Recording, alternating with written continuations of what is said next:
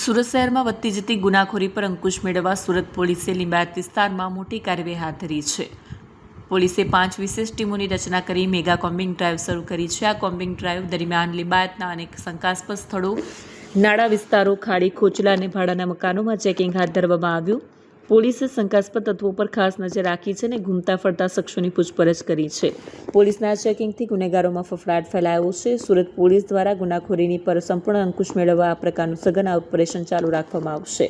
પોલીસે લોકોને અપીલ કરી છે કે તેમના વિસ્તારમાં કોઈપણ શંકાસ્પદ પ્રવૃત્તિ જણાય તો તાત્કાલિક પોલીસને જાણ કરવી.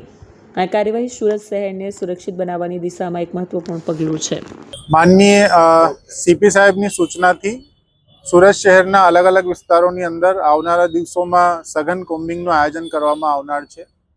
એના જ ભાગરૂપે આજે લિંબાયત પોલીસ સ્ટેશનથી એમની શરૂઆત કરવામાં આવી રહી છે.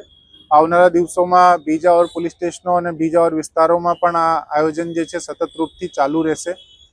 આ કોમ્બિંગમાં અમારા પોલીસ સ્ટેશનોના અલગ અલગ અધિકારીઓ, કર્મચારીઓ મોટી સંખ્યામાં જોડાશે અને જીપી એક્ટ 135 મુજબ અને બાકી એમવી એક્ટ મુજબની કાર્યવાહી પણ એમાં હાથ ધરવામાં આવશે.